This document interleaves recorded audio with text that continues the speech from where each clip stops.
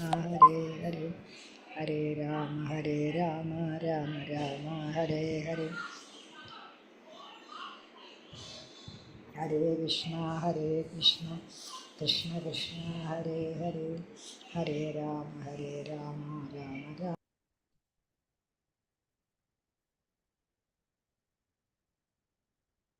हरे कृष्ण माता जी, हरे कृष्ण.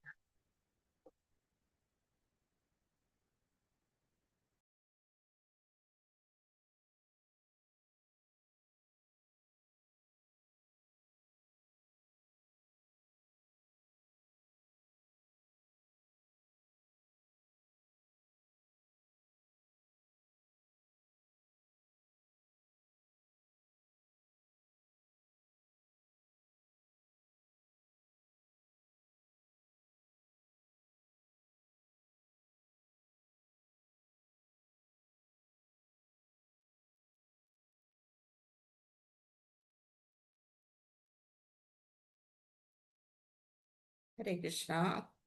ओम नमो भगवते वासुदेवाय. ओम नमो भगवते वासुदेवाय. ओम नमो भगवते वासुदेवाय. ओम अज्ञानतिमिरान्धस्य ज्ञानाञ्जनशलाकया चक्षुरुन्मीलितं येन तस्मै श्रीगुरवे नमः. श्रीचैतन्यमनोभीष्टं स्थापितं येन भूतले स्वयं रूपकदा मह्यं ददाति स्वपदान्तिकं वन्देऽहं श्रीगुरून् श्रीयुतपदकमलं श्रीगुरून् वैष्णवांश श्रीरूपं साग्रजातं सहगण रघुनाथान्वितं तं सजीवं साद्वैतं सावधूतं परिजनसहितं कृष्णचैतन्यदेवं श्रीराधाकृष्णपादान् सहगण ललिता श्रीविशाखान्वितांश. हे कृष्णा करुणा सिन्धो दीनबन्धो जगत्पते गोपेश गोपिका कान्ता राधा कान्ता नमोऽस्तुते. तप्तकाञ्चन गौराङ्गी राधे वृन्दावनेश्वरी वृषभानुसुते देवी प्रणमामि हरिप्रिये. वाञ्छाकल्पतरुभ्यश्च कृपा सिन्धुभ्येव च पतितानां पावनेभ्यो वैष्णवेभ्यो नमो नमः. नमो वो विष्णुपादाय कृष्णपृष्ठाय भूतले श्रीमते जयपदाग स्वामिनिधि नामिने नमस्ते सरस्वती नमाचार्यपादाय निधाय कृपाप्रदायिने गौरगदादामदाय नगरग्रामतारिणे नमो वो विष्णुपादाय कृष्णपृष्ठाय भूतले श्रीमते भक्तिवेदान्त स्वामिनिधि नामिने नमस्ते सरस्वती देवे गौरवाणी प्रचारिणे निर्विशेष शून्यवादी पाश्चात्य देशतारिणे. जय श्री कृष्ण चैतन्य प्रभु नित्यानंद श्री अद्वैत गदाधर श्रीवासादि गौर भक्त वृंद. हरे कृष्णा कृष्ण कृष्ण हरे हरे हरे राम राम राम हरे हरे. हरे कृष्णा कृष्ण कृष्ण हरे हरे हरे राम राम राम हरे हरे. हरे कृष्णा कृष्ण कृष्ण हरे हरे हरे राम राम राम हरे हरे. जय जय भागवता देवा जय जय भागवता. जय जय राधा कृष्ण स्वरूपा जय जय भागवता देवा जय जय भागवता. निगमकल्पतरोर्गलितं फलं शुकमुखादमृतद्रव संयुतं पिबद भागवतं रसमालयं मुहुरहो रसिका भुवि भावुका. नारायणं नमस्कृत्यं नरं चैव नरोत्तमं देवीं सरस्वतीं व्यासं ततो जयमुदीरयेत्. नष्टप्रायेषु भद्रेषु नित्यं भागवत सेवया भगवती उत्तमश्लोके भक्तिर्भवति नष्टगी. मूकं करोति वाचालं पङ्कुं लङ्घयते गिरिं यत्कृपातमहं वन्दे परमानन्दमाधवं. श्रीगुरुं दीनतारिणं मदेकबिन्दो मत्सङ्गिन् मद्गुरो मन्महादन मन्निष्ठारक मद्भाग्य मदानंदा नमोस्तुते. ग्रंथराज श्रीमद्भागवतम की जय. श्रील प्रभुपाद की जय. गुरु महाराज की जय. निताय गौर ब्रह्मानंदे हरि हरि बोल. അന്താരാഷ്ട്ര കൃഷ്ണബോധ സമിതി മംഗളൂരു ശ്രീ ശ്രീ രാധാ ഗോവിന്ദ മന്ദിർ ഇന്നത്തെ ഭാഗവതം ക്ലാസ്സിലേക്ക് എല്ലാവർക്കും സ്വാഗതം. ഹരേ കൃഷ്ണ. हरे कृष्ण माता जी, प्रणाम. हरे कृष्णा माता जी. हरे कृष्णा. ഹരേ ഹരേ കൃഷ്ണ. കൃഷ്ണ ഹരേ കൃഷ്ണ. ഹരേ കൃഷ്ണ.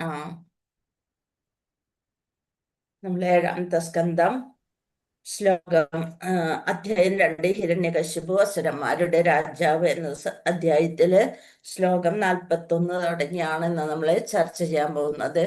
ഓം നമോ ഭഗവതേ വാസുദേവായ. ഭൂതാനി തൈസ്തർനിജയോനി കർമ്മഭിർഭവന്തി കാലേന ഭവന്തി സർവശ ന തത്ര ആത്മാ പ്രഹൃദാവഭിസ്ഥിതസ്തസ്യ ഗുണൈരന്യതാമോ ഹി ബധ്യതേ. ഭൂതാനി തൈസ്തൈർനിജയോനി കർമ്മഭിർഭവന്തി കാലേന ഭവന്തി സർവശഃ ന തത്ര ആത്മാ പ്രഹൃദാവഭിസ്ഥിതസ്തസ്യ ഗുണൈരന്യതമോ ഹി ബധ്യതേ. ഹരേ കൃഷ്ണ.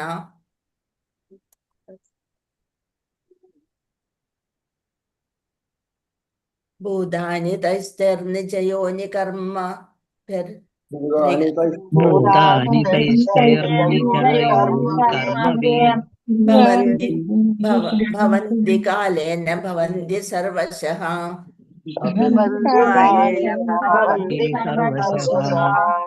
ന തത്ര ആത്മാ പ്രഹൃദാവഭിസ്ഥിതസ്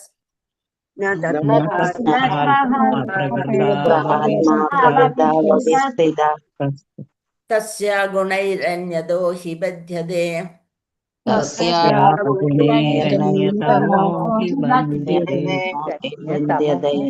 ഹരേ കൃഷ്ണ. സുജമാതാജി.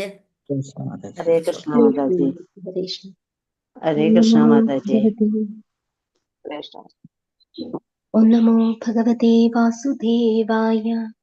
ഭൂതാനി തൈസ്തൈർനിജയോനി കർമ്മഭിർഭവന്തി കാലേന ഭവന്തി സർവശഃ ന തത്ര ആത്മാ പ്രകൃതാവഭിസ്ഥിതസ്തസ്യാ ഗുണൈരന്യതമോ ഹി ബധ്യതേ. ഹരേ കൃഷ്ണ മാതാജി. കൃഷ്ണ അംബികാ കേശവ ദേവിദാസി മാതാജി. ഹരേ കൃഷ്ണ. കൃഷ്ണ മാതാജി. ഓം നമോ ഭഗവതേ വാസുദേവായ. ഭൂതാനി തൈസ്തൈർനിജയോനി കർമ്മഭിർഭവന്തി കാലേന ഭവന്തി സർവശഃ ന തത്ര ആത്മാ പ്രകൃതാവഭിസ്ഥിതസ്തസ്യ ഗുണൈരന്യതമോ ഹി ബധ്യതേ. ഹരേ കൃഷ്ണ മാതാജി. അലദിശ മാതാജി ദേവിദാസി. ഹരേ കൃഷ്ണ മാതാജി. ഓം നമോ ഭഗവതേ വാസുദേവായ. ഭൂതാനി തൈസ്തൈർനിജയോനി കർമ്മഭിർഭവന്തി കാലേന ഭവന്തി സർവശഃ ന തത്ര ആത്മാ പ്രകൃതാവഭിസ്ഥിതസ്തസ്യ ഗുണൈരന്യതമോ ഹി ബധ്യതേ. ഹരേ കൃഷ്ണ മാതാജി. വിജയനാണ് മാതാജി. ഹരേ കൃഷ്ണ മാതാജി. ഹരേ കൃഷ്ണ. ഓം നമോ ഭഗവതേ വാസുദേവായ. ഭൂതാനി തൈസ്തൈർനിജയോനി കർമ്മഭിർഭവന്തി കാലേന ഭവന്തി സർവശഃ ന തത്ര ആത്മാ പ്രകൃതാമഭിസ്ഥിതസ്തസ്യ ഗുണൈരന്യതമോ ഹി ബധ്യതേ. ഹരേ കൃഷ്ണ മാതാജി. രാജി മാതാജി. കൃഷ്ണ മാതാജി. ഓം നമോ ഭഗവതേ വാസുദേവായ. ഭൂതാനി തൈസ്തൈർനിജയോനി കർമ്മഭിർഭവന്തി കാലേന ഭവന്തി സർവശഃ ന തത്ര ആത്മാ പ്രകൃതാവഭിസ്ഥിതസ്തസ്യ ഗുണൈരന്യതമോ ഹി ബധ്യതേ. ഹരേ കൃഷ്ണ മാതാജി. രാമേന്ദ്ര പ്രഭു. ഹരേ കൃഷ്ണ മാതാജി. ഓം നമോ ഭഗവതേ വാസുദേവായ. ഭൂതാനി തൈസ്തൈർനിജയോനി കർമ്മഭിർഭവന്തി കാലേന ഭവന്തി സർവശഃ ന തത്ര ആത്മാ പ്രകൃതാവഭിസ്ഥിതസ്തസ്യ ഗുണൈരന്യതമോ ഹി ബധ്യതേ. ഹരേ കൃഷ്ണ മാതാജി. പത്മകുമാരി. ഹരേ കൃഷ്ണ മാതാജി. ഹരേ കൃഷ്ണ മാതാജി. ഓം നമോ ഭഗവതേ വാസുദേവായ. ഭൂതാനി തൈസ്തൈർനിജയോനി കർമ്മഭിർഭവന്തി കാലേന ഭവന്തി സർവശഃ ന തത്ര ആത്മാ പ്രകൃതാവഭിസ്ഥിതസ്തസ്യ ഗുണൈരന്യതമോ ഹി ബധ്യതേ. ഹരേ കൃഷ്ണ മാതാജി. സീതാ മാതാജി. സീതാ മാതാജി. ഹരേ കൃഷ്ണ. ഹരേ കൃഷ്ണ മാതാജി. ഹരേ കൃഷ്ണ. ഓം നമോ ഭഗവതേ വാസുദേവായ. ഭൂതാനി തൈസ്തൈർനിജയോനി കർമ്മഭിർഭവന്തി കാലേന ഭവന്തി സർവശഃ ന തത്ര ആത്മാ പ്രകൃതാവഭിസ്ഥിതസ്തസ്യ ഗുണൈരന്യതമോ ഹി ബധ്യതേ. ഹരേ കൃഷ്ണ മാതാജി. പങ്കജാക്ഷി മാതാജി. ഹരേ കൃഷ്ണ മാതാജി. പ്രണാമം. ഹരീഷ് ഓം നമോ ഭഗവതേ വാസുദേവായ. ഭൂതാനി തൈസ്തർണ്യ നിജയോനി കർമ്മവി ഭവന്തി കാലേന ഭവന്തി സർവശഃ ന തത്ര ആത്മാ പ്രകൃതാപവിസ്ഥിത തസ്യാ ഗുണാരണ്യതമോ ഹി വൻപദ്യതേ. ഹരേ കൃഷ്ണ മാതാജി. നിർമ്മല മുത്തച്ഛി. ഹരേ കൃഷ്ണ മാതാജി. കൃഷ്ണ ഓം നമോ ഭഗവതേ വാസുദേവായ. ഭൂതാനി തൈസ്തൈർനിജയോനി കർമ്മഭിർ ഭവന്തി കാലേന ഭവന്തി സർവശഃ ന തത്ര ആത്മാ പ്രകൃതാവഭിസ്ഥിതസ്തസ്യ ഗുണൈരന്യതമോ ഹി ബധ്യതേ. ഹരേ കൃഷ്ണ മാതാജി. മാതാജി. ഹരേ കൃഷ്ണ മാതാജി. കൃഷ്ണ. ഓം നമോ ഭഗവതേ വാസുദേവായ. ഭൂതാനി തസ്തൈർനിജയോനി കർമ്മഭിർഭവന്തി കാലേന ഭവന്തി സർവശഃ ന തത്ര ആത്മാ പ്രകൃതാവഭിസ്ഥിതസ്തസ്യ ഗുണൈരന്യതമോ നിബധ്യതേ. വസന്ത മുത്തച്ഛി. മാതാജി. ഹരേ കൃഷ്ണ മാതാജി. ഹരേ കൃഷ്ണ. ഓം നമോ ഭഗവതേ വാസുദേവായ. ഭൂതാനി തൈസ്തൈർനിജയോനി കർമ്മഭിർഭവന്തി കാലേന ഭവന്തി സർവശഃ ന തത്ര ആത്മാ പ്രകൃതാവഭിസ്ഥിതസ്തസ്യാ ഗുണൈരന്യതമോ നിബധ്യതേ. ഹരേ കൃഷ്ണ മാതാജി. അനിത ടി മാതാജി. ഹരേ കൃഷ്ണ മാതാജി. കൃഷ്ണ. ഓം നമോ ഭഗവതേ വാസുദേവായ. ഭൂതാനി തൈസ്തൈർനിജയോനി കർമ്മഭിർ ഭവന്തി കാലേന ഭവന്തി സർവശഃ ന തത്ര ആത്മാ പ്രകൃതാവഭിസ്ഥിത തസ്യ ഗുണൈരന്യതമോ ഹി ബധ്യതേ. ഹരേ കൃഷ്ണ മാതാജി. വരദ്യമ്മ മാതാജി. ഹരേ കൃഷ്ണ മാതാജി. ഓം നമോ ഭഗവതേ വാസുദേവായ. ഭൂതാനി തൈസ്തൈർനിജയോനി കർമ്മഭിർഭവന്തി കാലേന ഭവന്തി സർവശഃ ന തത്ര ആത്മാ പ്രകൃതാവഭിസ്ഥിതസ്യ ഗുണൈരന്യതമോ ഹി ബധ്യതേ. ഹരേ കൃഷ്ണ. സുവർണപ്രഭ മാതാജി. ഹരേ കൃഷ്ണ മാതാജി. ഓം നമോ ഭഗവതേ വാസുദേവായ. ഭൂതാനി തൈസ്തൈർനിജയോനിർകർമ്മഭിർഭവന്തി കാലേന ഭവന്തി സർവശഃ ന തത്ര ആത്മാ പ്രകൃതാവഭിസ്ഥിതസ്തസ്യ ഗുണൈരന്യതമോ ഹി ബധ്യതേ. ഹരേ കൃഷ്ണ മാതാജി. ശാന്താദേവി മാതാജി. ഹരേ കൃഷ്ണ മാതാജി. നമോ ഭഗവതേ വാസുദേവായ.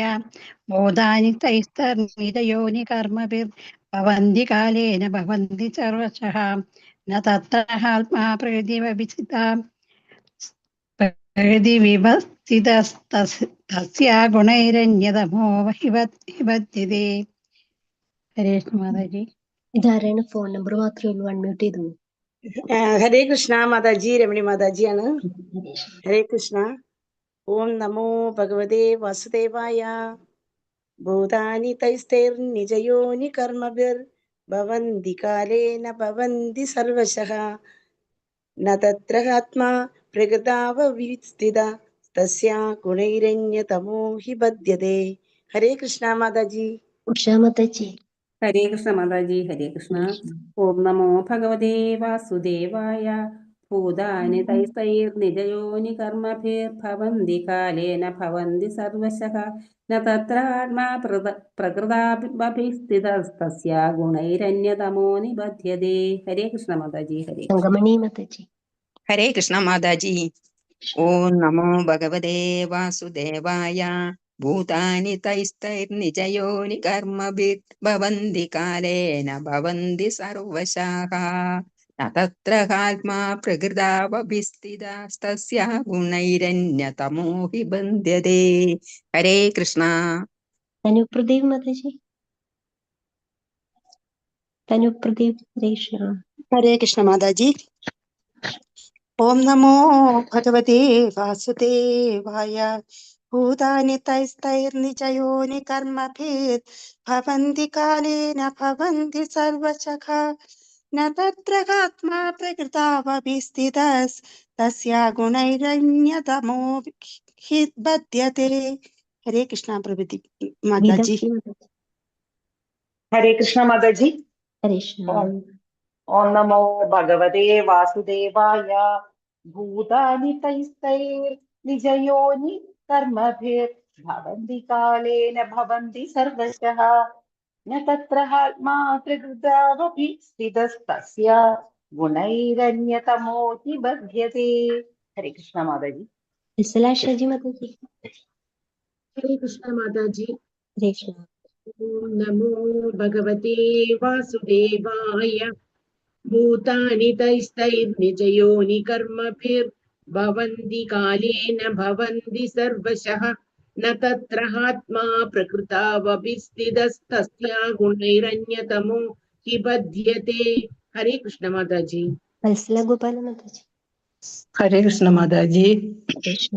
ഓം നമോ ഭഗവതേ വാസുദേവായ.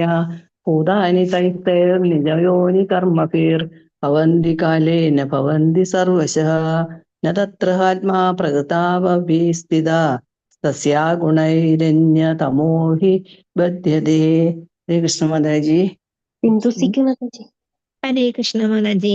ഓം കൃഷ്ണ. നമോ ഭഗവതേ വാസുദേവായ. ഭൂതാനി തസ്തൈർനിജയോനി കർമ്മഭിർ ഭവന്തി കാലേന ഭവന്തി സർവശഃ ന തത്ര ആത്മാ പ്രകൃതാവപി സ്ഥിതാ തസ്യാ ഗുണൈരന്യതമോ ഹി ബധ്യതേ. ഹരേ കൃഷ്ണ മാതാജി. ശോഭ വിജയമ്മ മാതാജി. ഹരേ കൃഷ്ണ മാതാജി. ഓം നമോ ഭഗവതേ വാസുദേവായ. ഭൂതാനി തസ്മൈർ നിജയോനി കർമ്മഭിർ ഭവന്തി കാലേന ഭവന്തി സർവശഃ ന തത്ര ആത്മാ പ്രകൃതാപി സ്ഥിതസ്തസ്യ ഗുണൈർ അന്യതമോ ഹി ബധ്യതേ. ഹരേ കൃഷ്ണ. ഹരേ കൃഷ്ണ. Thank you Mataji. ഹരേ കൃഷ്ണ.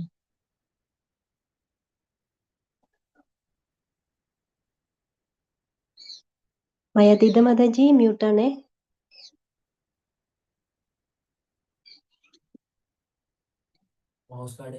ഹരേ കൃഷ്ണ മാതാജി. പ്രണാം മാതാജി. Thank you Mataji. ഹരേ കൃഷ്ണ. ഭൂതാനി ജീവസത്തകളുടെ തൈ തൈ യഥാക്രമം അവരുടെ സ്വന്തം നിജയോനി ശരീരത്തിന് കാരണമാകുന്നു. കർമ്മഭിഹി മുമ്പ് ചെയ്ത പ്രവൃത്തികളാൽ ഭവതി ഭവിക്കുന്നു. കാലേ നിശ്ചിത കാലയളവിൽ ന ഭവന്തി അപ്രത്യക്ഷമാകുന്നു. സർവശഃ ഏത് എല്ലാ അർത്ഥത്തിലും ന അല്ല തത്ര അവിടെ തീർച്ചയായും ആത്മാ ആത്മാവ് പ്രകൃതൗ ഈ ഭൗതിക ലോകത്തിൽ എങ്കിലും സ്ഥിതഃ സ്ഥിതി ചെയ്യുന്നു. തസ്യാഹ അവളുടെ ഭൗതിക ശക്തി ഗുണൈഹി വിവിധ ഗുണങ്ങളാൽ അന്യതമഹ ഏറ്റവും വ്യത്യസ്തമായ ഹി തീർച്ചയായും ബധ്യതയെ ബന്ധിക്കുന്നു. വിവർത്തനം ഭാവാർത്ഥം ശിലപ്രഭുവാദ്. ജയ് ശിലപ്രഭുവാദ്. ഓരോ ബദ്ധാത്മാവിനും തൻ്റെ കർമ്മത്തിനനുസരിച്ച് വ്യത്യസ്ത ശരീരങ്ങൾ ലഭിക്കുന്നു. കർമ്മം അവസാനിക്കുമ്പോൾ ശരീരവും അവസാനിക്കുന്നു. ആത്മാവ് വിഭിന്നങ്ങളായ സ്ഥൂല സൂക്ഷ്മ ശരീരങ്ങളിൽ സ്ഥിതി ചെയ്യുന്നുവെങ്കിലും സൃഷ്ടിക്കപ്പെട്ട ശരീരത്തിൽ നിന്നും തികച്ചും വ്യത്യസ്തനാണ് താനെന്ന് എപ്പോഴും അറിവുള്ളതിനാൽ അവയാൽ ബന്ധിതനാകുന്നില്ല. അപ്പൊ അതാണ് വിവർത്തനത്തില് ഇവിടെ ഹിരണ്യകശിപു തൻ്റെ മാതാവിനെയും ബന്ധുക്കളെയും ആശ്വസിപ്പിക്കാനായിട്ട് സൂയജ്ഞ രാജാവിൻ്റെയും യമരാജാവിൻ്റെയും കഥ വിവരിക്കാൻ തുടങ്ങുന്നു. മരണത്തിന്റെ സത്യവും ആത്മാവിന്റെ നിത്യത്വവും മനസ്സിലാക്കി കൊടുക്കുക. അതാണ് ഈ കഥയുടെ ഉദ്ദേശം തന്നെ അല്ലെ. യുദ്ധത്തില് വീരമൃത്യു വരിച്ച സൂയജ്ഞ മഹാരാജാവിന്റെ ശരീരത്തിന് ചുറ്റും ഇരുന്ന് വിലപിക്കുന്ന ഭാര്യയും ബന്ധുക്കളും വിലപിച്ചുകൊണ്ടിരിക്കുന്നു. അവർക്ക് മരണത്തിന്റെ യഥാർത്ഥ തത്വം അറിയാത്തതിനാൽ രാജാവ് ഞങ്ങളെ വിട്ടുപോയി എന്ന ഒരു ചിന്തയില് അവർ അത്യന്തം ദുഃഖിക്കുകയാണ് ചെയ്യണം അല്ലെ. അപ്പൊ അതിൽ നിന്ന് ഇവിടെ ഒരു പ്രധാന തത്വം എന്താണ് മനസ്സിലാക്കാൻ സാധിക്കുന്നത്? ഇവിടെ രാജാവിന്റെ ശരീരം അവിടെ കിടക്കുന്നു, പക്ഷെ ജീവൻ അല്ലെങ്കിൽ ആത്മാവ് ശരീരം വിട്ടുപോയിരിക്കുന്നു. നാം സ്നേഹിച്ചത് അപ്പൊ ശരീരത്തെ അല്ല, ശരീരത്തിനുള്ളിലെ ആത്മാവിനെയാണ് എന്നുള്ള തത്വമാണ് നമുക്ക് മനസ്സിലാക്കാൻ സാധിക്കുന്നത് അല്ലെ. അപ്പൊ ഓരോ ബദ്ധാത്മാവിനും തൻ്റെ കർമ്മത്തിനനുസരിച്ച് വ്യത്യസ്ത ശരീരങ്ങൾ ലഭിക്കുന്നു. അപ്പൊ ജനിച്ചവന് മരണം എന്തായാലും ഉറപ്പാണ്. അപ്പൊ ആ കർമ്മം അവസാനിക്കുമ്പോൾ ശരീരവും അവസാനിക്കുന്നു. ആത്മാവ് വിഭിന്നങ്ങളായ സ്ഥൂല സൂക്ഷ്മ ശരീരങ്ങളെ ആശ്രയിക്കുന്നു. സ്ഥിതി ചെയ്യുന്നുവെങ്കിലും സൃഷ്ടിക്കപ്പെട്ട ശരീരത്തിൽ നിന്ന് തികച്ചും വ്യത്യസ്തനാണ് താനെന്ന് എപ്പോഴും അറിവുള്ളതിനാൽ അവയാൽ ബന്ധിതനാകുന്നില്ല. നമുക്ക് ഭാവാർത്ഥം നോക്കാം. ഹരികൃഷ്ണ, ജീവസത്തകൾ വിഭിന്ന ശരീരങ്ങൾ സ്വീകരിക്കുന്നതിന് ഈശ്വരൻ ഉത്തരവാദിയല്ലെന്ന് ഇവിടെ വെട്ടി തുറന്ന് പറഞ്ഞിരിക്കും. നമ്മുടെ കർമ്മത്തിനനുസരിച്ചാണ് നമ്മൾക്ക് ശരീരങ്ങൾ ലഭിക്കുന്നത്, അല്ലെ? ദേഹിനോസ്മിൻ യഥാ ദേഹേ കൗമാര യവനഞ്ജര തഥാ ദേഹാന്തര പ്രാപ്തർ ധീരസ്തത്രന മുഹ്യതി. അതുപോലെ ഓരോ ബാല്യം, യൗവനം, അതെല്ലാം കഴിഞ്ഞ് വാർദ്ധക്യം എന്നിവ കഴിഞ്ഞ് ശരീരം മാറുന്നത് പോലെ മരണശേഷം ആത്മാവ് മറ്റൊരു ശരീരം സ്വീകരിക്കുന്നു. ധീരനായ ആള് ഇതില് വിഷമിക്കുന്നില്ല. നമ്മൾ ഇന്നലെയൊക്കെ മനസ്സിലാക്കിയാണ്. ഇവിടെ വെട്ടിത്തുറന്ന് എന്താ പറഞ്ഞിരിക്കുന്നത്? ഈശ്വരനല്ല അതിന് ഉത്തരവാദി, നമ്മുടെ കർമ്മങ്ങൾക്കനുസരിച്ചാണ്. ഒരുവന് പ്രകൃതിയുടെ നിയമങ്ങൾക്കും സ്വകർമ്മങ്ങൾക്കും അനുസരിച്ച് ഒരു ശരീരം സ്വീകരിക്കണം. അതിനാൽ ഭൗതിക കർമ്മങ്ങളിൽ വ്യാപൃതനായിട്ടുള്ള ഒരു വ്യക്തിക്ക് ജന്യമൃതികളുടെ ആവർത്തന ചക്രമാകുന്ന ഭൗതിക ബന്ധനത്തിൽ നിന്ന് മോചിതനാകാൻ കഴിയും വിധം അവന്റെ കർമ്മങ്ങൾ ഭഗവത് സേവനങ്ങൾക്ക് ബുദ്ധിപൂർവം വിനിയോഗിക്കാൻ സ്വകർമ്മണാത്തം അഭ്യർച്ച സിദ്ധിയും വിന്ദതി മാനവാഹ.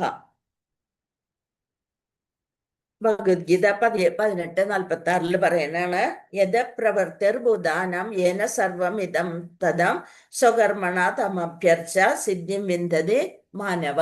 നമ്മളുടെ വിനിയോഗിക്കാനായിട്ട് ഭഗവത് സേവനങ്ങൾക്ക് ബുദ്ധിപൂർവം വിനിയോഗിക്കാൻ നിർദ്ദേശങ്ങൾ നൽകണമെന്നാണ് വൈദിക അനുശാസനം. അത് ഭഗവത്ഗീതയിലും 18ാമത്തെ അധ്യായത്തില് 46ാമത്തെ ശ്ലോകത്തിൽ പറയുന്നുണ്ട്. യഥ പ്രവർത്തിർ ഭൂതാനാം യേന സർവമിതം തഥാ സ്വകർമ്മണാത്ത അഭ്യർച്ച സിദ്ധിം വിന്ദതി മാനവ.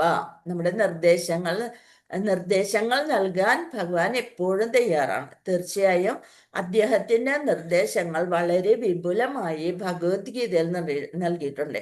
എന്താണ് ഭഗവത്ഗീതയും ഭാഗവതവും തമ്മിലുള്ള വ്യത്യാസം?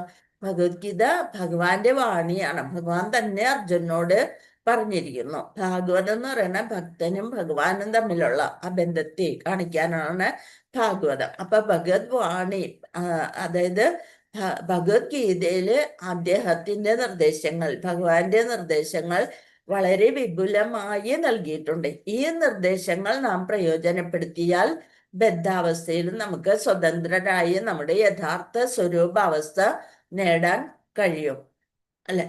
അപ്പൊ സ്വതന്ത്രമായി നമ്മുടെ യഥാർത്ഥ സ്വരൂപാവസ്ഥ നേടാൻ കഴിയും. മാം ഏവയെ പ്രപദ്യന്തേ മായാമേതാം തരന്തിതേ. ഏതാണ് ആ ശ്ലോകം? 7:14 അല്ലെ? ഭഗവത്ഗീതയിലെ ശ്ലോകങ്ങളാണ് ശ്രീല പ്രഭുപാദര് അധികവും നമ്മൾക്ക് കോട്ട് ചെയ്തുകൊണ്ട് വിശദീകരിക്കാനായിട്ട് ഉപയോഗിക്കുന്നത്. ഏതാണ് ആ ശ്ലോകം? 7:14.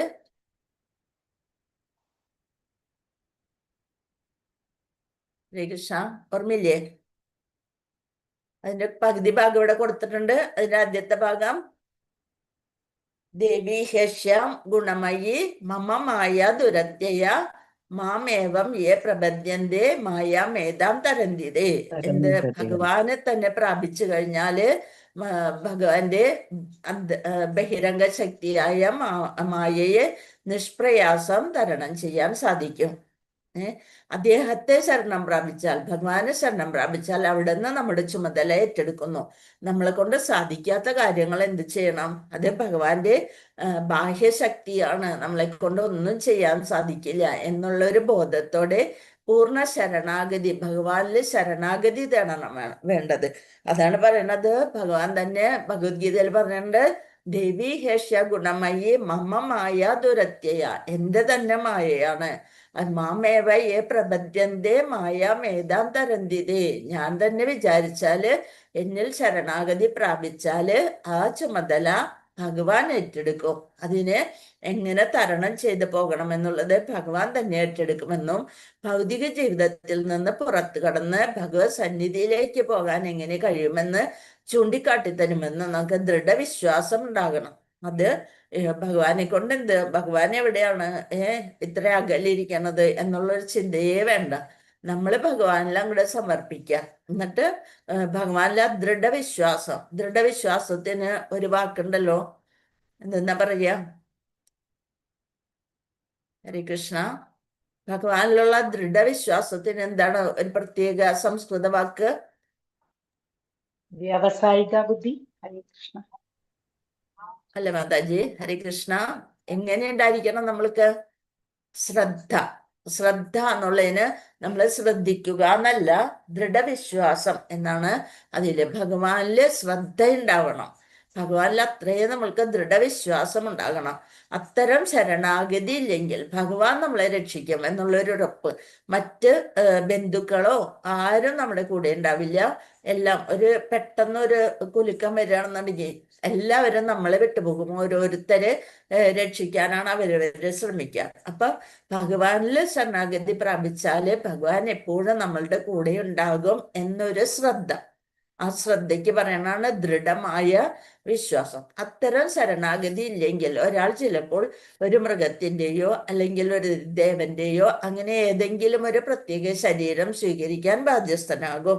നമ്മൾ ദേവന്മാരെ പൂജിച്ചുകൊണ്ടിരുന്നാല് അല്ലെ പിതൃക്കളെ പൂജിച്ചുകൊണ്ടിരുന്നാല് നമ്മള് അവരുടെ ശരീരം അല്ലെ അവരുടെ ലോകത്തിലേക്ക് പോകേണ്ടി വരും.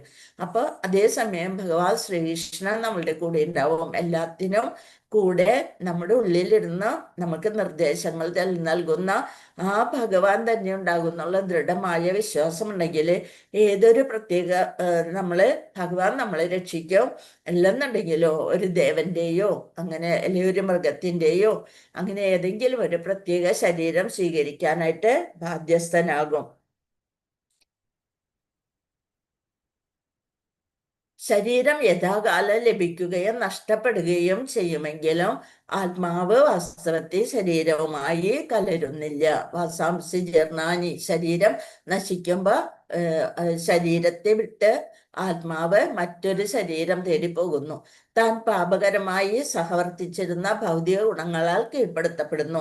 അതിൻ്റെ കൂടെ എന്തൊക്കെ പോകും? മനസ്സ്, ബുദ്ധി, മിഥ്യാഹങ്കാരം, അതും കൂടി പോകും. അപ്പൊ പാപകരമായി സഹവർത്തിച്ചിരുന്ന ആ ഭൗതിക ഗുണങ്ങളാൽ കീഴ്പ്പെടുത്തപ്പെടുന്നു. അങ്ങനെ പാപമായിട്ടാണ് നമ്മൾ ചിന്തിച്ചിരുന്നത് അല്ലെ? നിറയെ ആഗ്രഹങ്ങൾ വെച്ച് പോവുകയാണെങ്കിൽ ഏത് ആഗ്രഹത്തിലാണോ നമ്മൾക്ക് കൂടുതൽ മരിക്കുന്ന സമയത്ത് നമ്മൾ വിചാരിക്കുന്നത് ആ ആഗ്രഹത്തിന് സാധിക്കുന്ന തരത്തിലുള്ള ഒരു ശരീരം നമ്മൾക്ക് അവിടെ റെഡിയാക്കി വെച്ചിട്ടുണ്ടാവും. ആധ്യാത്മിക വിദ്യാഭ്യാസം ഒരു വ്യക്തിയുടെ അവബോധത്തെ മാറ്റിമറിക്കുന്നു. നമ്മൾ ഈ ശാസ്ത്ര ഗ്രന്ഥങ്ങളൊക്കെ വായിച്ചു കഴിയുമ്പോൾ നമ്മൾക്ക് കിട്ടുന്ന അറിവുകള് നമ്മുടെ അവബോധത്തെ, നമ്മുടെ ഉള്ളിലുള്ള എല്ലാവർക്കും ഉണ്ടാവും അവബോധം, അതിനെ നമ്മൾ നേരായ വഴിയിലേക്ക് നയിക്കാൻ ശാസ്ത്ര ഗ്രന്ഥങ്ങൾ അല്ലെങ്കിൽ ആധ്യാത്മിക വിദ്യാഭ്യാസം നമ്മളെ സഹായിക്കുന്നു. അതിനാൽ ഓരോരുത്തരും പരമപുരുഷന്റെ ആജ്ഞകൾ നിറവേറ്റി ത്രിഗുണങ്ങളുടെ സ്വാധീനത്തിൽ നിന്ന് മുക്തരാവണം. നമ്മൾ സത്വ രജോ തമോ ഗുണങ്ങളുടെ ആ സ്വാധീനത്തിൽ നിന്ന് മുക്തരാവാനായിട്ട് നമ്മളെ സഹായിക്കുന്നതാണ് ആധ്യാത്മിക വിദ്യാഭ്യാസം. ഓം നമോ ഭഗവതേ വാസുദേവായ. ശ്ലോകം 42. ഇദം ശരീരം പുരുഷസ്യ മോഹജം യഥാ പൃഥക് ഭൗതികമീയതേ ഗൃഹം യഥൗദകൈ പാർത്ഥിവ തൈജസൈർജന കാലേന ജാതോ വികൃതോ വിനശ്യതി. ഇദം ശരീരം പുരുഷസ്യ മോഹജം യഥാ പൃഥക് ഭൗതികമീയതേ ഗൃഹം യഥാദകൈ പാർത്ഥിവ തൈജസൈർജന കാലേന ജാതോ വികൃതോ വിനശ്വതി. നമുക്ക് നോക്കാം വാക്കർത്ഥം. ഇത് ശരീരം പുരുഷസ്യ ബദ്ധാത്മാവിന്റെ മോഹം ജം അജ്ഞതയിൽ യഥാ അതുപോലെ പൃഥക് പ്രത്യേകമായ ഭൗതികമായ ഈ യഥേ കണ്ടോ ഗൃഹം വീട് യഥാ അതുപോലെ ഉദകൈഹി ജലത്താൽ പാർത്ഥിവ മണ്ണിനാൽ തൈജസൈഹി അഗ്നിയാലും ജനഹ ബദ്ധാത്മാവ് കാലേന യഥാകാലത്തിൽ ജാതഹ ജനിച്ചു വികൃതഹ പരിണമിച്ചു വിനശ്രതി നശിപ്പിക്കപ്പെട്ടു. അങ്ങനെ ഓരോ ജനിച്ച് നമ്മള് സൃഷ്ടി സ്ഥിതി സംഹാരം അത് നടക്കണം പോലെ. വിവർത്തനം ഭാവാർത്ഥം ശല്യപ്രഭുപാദ്. ജയ് ശല്യപ്രഭുപാദ്. ഒരു ഗൃഹസ്ഥൻ വാസ്തവത്തിൽ ഗൃഹത്തിൽ നിന്ന് ഭിന്നനാണെങ്കിലും തന്റെ ഗൃഹത്തെ തന്നോട് സാദൃശ്യപ്പെടുത്തുന്നു. അപ്പൊ ഒരു ഗൃഹസ്ഥൻ വാസ്തവത്തിൽ ഗൃഹത്തിൽ നിന്ന് ഭിന്നനാണെങ്കിലും ആ ഗൃഹത്തെ ഇത് എന്റെ ഗൃഹം എന്ന് പറഞ്ഞുകൊണ്ട് തന്നോട് സാദൃശ്യപ്പെടുത്തുന്നു. അതുപോലെ താൻ ആത്മാവ് ശരീരത്തിൽ നിന്ന് തികച്ച് വേറിട്ടതാണെങ്കിലും ബദ്ധാത്മാവ് ശരീരമാണ് താനെന്ന് ചിന്തിക്കുന്നു. എന്താണ്, ആത്മാവ് വ്യത്യാസപ്പെട്ടതാണ് അല്ലെ. പക്ഷെ നമ്മളെന്ത് ചിന്തിക്കുന്നു? ഇത് ഞാൻ ശരീരമാണ്, ആത്മാവല്ല എന്നാണ് നമ്മൾ ചിന്തിച്ചുകൊണ്ടിരിക്കുന്നത്. ശരീരത്തിൽ നിന്ന് തികച്ചും വേറിട്ടതാണ് ആത്മാവെങ്കിലും ബദ്ധാത്മാവ് ശരീരമാണ് താനെന്ന് ചിന്തിക്കുന്നു. ഭൂമി, ജലം, അഗ്നി എന്നിവയുടെ സംയോജനത്തിലൂടെ ലഭിക്കുന്ന ഈ ശരീരം മണ്ണും ജലവും അഗ്നിയും നിശ്ചിത കാലയളവിനുള്ളിൽ പരിണമിക്കുമ്പോൾ നശിക്കുന്നു. അപ്പൊ പഞ്ചഭൂതങ്ങൾ കൊണ്ട് നിർമ്മിതമായ ഈ ശരീരം അതിന് കുറെ നാള് കഴിയുമ്പോൾ ശരീരം മണ്ണും ജലവും അഗ്നിയും നിശ്ചിത കാലയളവിനുള്ളിൽ പരിണമിക്കുമ്പോൾ നശിക്കുന്നു. ശരീരത്തിന്റെ ഈ ഉണ്ടാകലിനും നാശത്തിനും ആത്മാവിന് യാതൊരു ബന്ധവുമില്ല. ആ ശരീരത്തെ താങ്ങാൻ കഴിയാത്ത ഒരവസ്ഥ ഉണ്ടാവുമ്പോൾ ആ കർമ്മ ബലങ്ങളൊക്കെ ആ ശരീരത്തെ കൊണ്ട് ചെയ്തു തീർക്കാൻ സാധിക്കാതെയാവുമ്പോളെ അസഞ്ചിത കർമ്മങ്ങളും പേറിക്കൊണ്ട് നമ്മുടെ FD അക്കൗണ്ട് ഒന്നല്ല നമ്മൾ കൊണ്ടുപോവുക, നമ്മൾ ചെയ്ത കർമ്മഫലങ്ങളുടെ ഒരു മാറാപ്പുമായിട്ടാണ് നമ്മൾ അടുത്ത ജന്മത്തിലേക്ക് അല്ലെങ്കിൽ അടുത്ത ഒരു ശരീരത്തെ തേടി യാത്രയാകുന്നത്.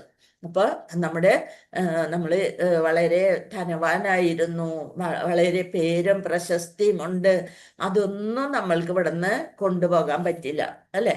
അലക്സാണ്ടർ ചക്രവർത്തി ഈ ലോകം മുഴുവൻ വെട്ടിപ്പിടിച്ചിട്ടും പോകുമ്പോൾ എന്താ പറഞ്ഞത്? എനിക്ക് എൻ്റെ ശവമഞ്ചം കൊണ്ടുപോകുമ്പോൾ അതില് 2 കൈകളും പുറത്തേക്ക് ഇട്ട് കിടക്കാനായിട്ട് ദ്വാരമുണ്ടാക്കണം എന്ന് പറയും ഇതിന്. അപ്പൊ എന്താണ്, ഞാൻ പോകുമ്പോള് ഇതിവിടെ നിന്ന് ഒന്നും കൊണ്ടുപോകുന്നില്ല എന്ന് കാണിക്കാനായിട്ട്. അപ്പൊ അതിൽ തന്നെ മനസ്സിലാവും, ലോകം മുഴുവൻ വെട്ടിപ്പിടിച്ചാലും ആ വെട്ടിപ്പിടിക്കുന്ന ഇതൊന്നും നമുക്ക് പോകുമ്പോളെ മറ്റൊരു ശരീരം പ്രാപിക്കുമ്പോൾ കൊണ്ടുപോകാൻ സാധിക്കില്ല. ആ നിശ്ചിത കാലയളവിനുള്ളിൽ പരിണമിക്കുമ്പോൾ നമ്മുടെ ശരീരം നശിക്കുന്നു. ശരീരത്തിന്റെ ഈ ഉണ്ടാകലിനും നാശത്തിനും ആത്മാവിന് യാതൊരു ബന്ധവുമില്ല. ആത്മാവ് എന്താ കൊണ്ടുപോണത്? മനസ്സും അവബോധവും പിന്നെന്താണ്, മനസ്സ്, അവബോധം, പിന്നെ മിഥ്യാഹങ്കാരം, അതുമായിട്ടാണ് നമ്മൾ പോവുക. ഭാവാർത്ഥം: നാം മായയുടെ ഉൽപ്പന്നങ്ങളായ ശരീരങ്ങളിൽ ഒന്നിൽ നിന്ന് മറ്റൊന്നിലേക്ക് ദേഹാന്തര യാത്രകൾ ചെയ്യുന്നു. എന്നാൽ ആത്മാക്കൾ എന്ന നിലയിൽ എല്ലായ്പ്പോഴും ഭൗതികമായ ബദ്ധജീവിതത്തിൽ നിന്ന് വേറിട്ട് നിലനിൽക്കുകയും ചെയ്യുന്നു. എപ്പോഴും ഭൗതികമായ ഈ ബദ്ധജീവിതത്തിൽ നിന്ന് വേറിട്ട് നിലനിൽക്കുകയും ചെയ്യുന്നു. ഒരു വീട് അല്ലെങ്കിൽ കാർ അതിന്റെ ഉടമസ്ഥനിൽ നിന്ന് എപ്പോഴും വേറിട്ടതാണെങ്കിലും ആസക്തി മൂലം ആ ബദ്ധാത്മാവ് അതിനെ തന്നോട് സാദൃശ്യപ്പെടുത്തുന്നു. നമ്മളൊരു കാർ വാങ്ങിച്ചു, അപ്പൊ അതില് ഭയങ്കര നമ്മള് ഷോ കാണിക്കലും അത് ഓടിക്കലും, ഇതെന്റെ കാറ്, ഞാനാണ് ഇതിന്റെ ആള് എന്നൊക്കെ പറഞ്ഞ് അതിന്റെ ഉടമസ്ഥനിൽ നിന്ന് കാറ് വേറിട്ടതാണെങ്കിലും നമ്മൾ അതില് കൂടുതൽ അറ്റാച്ച്ഡ് ആവുന്നു. ആസക്തി മൂലം ബദ്ധാത്മാവ് അതിനെ തന്നോട് സാദൃശ്യപ്പെടുത്തുന്നു. എവിടെ വെച്ച് കണ്ടാലും മറ്റുള്ളവരുടെ കാറ് കാണുമ്പോൾ എൻ്റെ കാറ് ഇതുപോലെയാണ് എന്ന് നമ്മൾ ചിന്തിച്ചുകൊണ്ടിരിക്കുന്നു. വീട് അഥവാ കാർ ഭൗതിക വസ്തുക്കൾ കൊണ്ട് നിർമ്മിച്ചതായല്ല, എപ്പോഴും അത് നശിച്ചു പോകാം. ഒരു ആക്സിഡന്റ് വന്നു കഴിഞ്ഞാൽ ആ കാറ് പിന്നെ ഒരാളും നോക്കാൻ പറ്റാത്ത ഒരവസ്ഥയിലേക്ക് ആയി മാറും. ഭൗതിക വസ്തുക്കളുടെ സംയോജനം ശരിയായി നിലനിൽക്കുന്നിടത്തോളം അത് നിലനിൽക്കുന്നു. ആ ഭൗതിക വസ്തുക്കൾ, അതായത് അതിന്റെ സ്റ്റീലും ബോഡിയും അതെല്ലാതും ശരിയായിട്ട് നിൽക്കുമ്പോൾ അതിന്റെ കാറിന് ഭംഗിയുണ്ടാവും. അത് നശിച്ചു പോയാൽ, അതായത് അതിന് എന്തെങ്കിലും വൈകൃതം സംഭവിച്ചാൽ ആ കാറിനെ പിന്നെ നമ്മൾക്ക് കൊണ്ട് നടക്കുന്നത് അതൊരു ബാധ്യതയായിട്ട് വരും. അതുപോലെ ഭൗതിക വസ്തുക്കളുടെ സംയോജനം ശരിയായി നിലനിൽക്കുന്നിടത്തോളം അതിൻ്റെ എല്ലാ പാർട്സും ഒരുപോലെ നിന്ന് അത് ഭംഗിയിൽ അതിൻ്റെ പെയിൻ്റൊക്കെ അടിച്ച് നല്ല ഭംഗിയിൽ നിലനിൽക്കുന്നിടത്തോളം കാലം അത് നമ്മൾക്കൊരു അലങ്കാരമായിരിക്കും. പക്ഷെ അത് മാറിക്കഴിഞ്ഞാൽ അതൊരു ബാധ്യതയായിട്ട് വരും. ഭൗതിക വസ്തുക്കളുടെ സംയോജനം ശരിയായി നിൽക്കുന്നിടത്തോളം അത് നിലനിൽക്കുകയും ഭൗതിക ഘടകങ്ങൾ വിഘടിക്കുമ്പോൾ അവ ഇല്ലാതാകുകയും ചെയ്യുന്നു. എന്നാൽ ആത്മാവ് യഥാരൂപം അവശേഷിക്കുന്നു. നമ്മള് ശരീരം നശിച്ചാലും ആത്മാവിന് വ്യത്യാസം വരുന്നില്ല, അത് അതേപോലെ തന്നെ അവശേഷിക്കുന്നു എന്നാണ് ശ്രീല പ്രഭുപാദ് ഈ ഒരു ശ്ലോകത്തിലൂടെ നമുക്ക് വിശദമാക്കി തരുന്നത്. അടുത്ത ശ്ലോകം നോക്കാം. ശ്ലോകം 43. യഥാനലോ ദാരുഷു ഭിന്ന ഈയതേ യഥാനിലോ ദേഹഗത പൃഥക് സ്ഥിതഃ യഥാനഭ സർവഗതം ന സജ്ജതേ തഥാ പുമാൻ സർവഗുണാശ്രയ പരഃ. യഥാനലോ ദാരുഷ ഭിന്ന ഈയതേ. അനല എന്ന് വെച്ചാൽ അഗ്നി, ദാരുഷ വിറകില്. യഥാ അനലോ ദാരുഷു ഭിന്ന ഈയതേ. അതും വിറകിൽ അഗ്നിയിരിക്കുന്ന ഭിന്നമായി തോന്നുമെങ്കിലും കാണപ്പെടുന്നു. അനില എന്ന് വെച്ചാൽ വായു. യഥാനിലോ ദേഹഗത പൃഥക് സ്ഥിത. ശരീരത്തിനുള്ളില് നമ്മുടെ ശരീരത്തിലും വായു സ്ഥിതി ചെയ്യുന്നതായി തോന്നുന്നു. യഥാ നഭ. നഭ എന്ന് വെച്ചാല് ആകാശം. സർവഗതം എല്ലാ സർവവ്യാപിയായിട്ട് ന സജ്ജതേ ചേരുന്നു. തഥാ പുമാൻ സർവഗുണാശ്രയ പര. അതുപോലെ ജീവാത്മാവ് ത്രിഗുണങ്ങളിലും നിന്ന് വിട്ടു നിൽക്കണം. സർവഗുണാശ്രയ പര അതീന്ദ്രിയമായിട്ട് നിൽക്കണം. യഥാനലോ ദാരുഷു ഭിന്ന ഈയതേ യഥാനിലോ ദേഹഗത പൃഥക് സ്ഥിത യഥാനഭ സർവഗതം ന സജ്ജതേ തഥാ പുമാൻ സർവഗുണാശ്രയ പര അതീന്ദ്രിയമായിട്ട് നമ്മൾ നിലനിൽക്കണം. വിവർത്തനം ഭാവാർത്ഥം. ശ്രീല പ്രഭുപാദ്. ജയ് ശ്രീല പ്രഭുപാദ്. അഗ്നി വിറകിനുള്ളിലാണെങ്കിലും അതിനെ വിറകിൽ നിന്ന് ഭിന്നമായി കാണാൻ കഴിയുന്നത് പോലെ അഗ്നി വിറകിനുള്ളിൽ ഇരിക്കുന്നുണ്ട്. പക്ഷെ അഗ്നി പുറമെ നമ്മൾക്ക് വിറക് കാണുമ്പോ അഗ്നി എന്നുള്ള അത് വിറക് എന്ന് തന്നെയാണ് തോന്നുക. അപ്പൊ അഗ്നി വിറകിനുള്ളിലാണെങ്കിലും അതിനെ വിറകിൽ നിന്ന് ഭിന്നമായി നമുക്ക് കാണാൻ സാധിക്കും. ശരീരത്തിൽ സ്ഥിതി ചെയ്യുന്ന വായുവിനെ അതിൽ നിന്ന് വേറിട്ട് കാണാൻ കഴിയുന്നത് പോലെ ശരീരത്തിൻ്റെ ഉള്ളില് വായു, അപാനവായു, വ്യാപാനം എന്ന് പറഞ്ഞുകൊണ്ട് പലതരത്തിലുള്ള വായുക്കളുണ്ട്. ആ വായുക്കള് ശരീരത്തിനുള്ളിൽ സ്ഥിതി ചെയ്യുന്നു. എന്നാൽ നമുക്ക് അതിനെ വേറിട്ട് കാണാനും സാധിക്കും. ആകാശം സർവത്ര വ്യാപിച്ചിരുന്നാലും ആകാശം എല്ലായിടത്തും കാണുന്നു. ഒന്നിനോടും കലരാത്തതുപോലെ ജീവസത്ത എന്ത് ചെയ്യണം? ഭൗതിക ശരീരത്തിനുള്ളിലാണെങ്കിലും അതിൽ നിന്ന് വിഭിന്നമാണ്.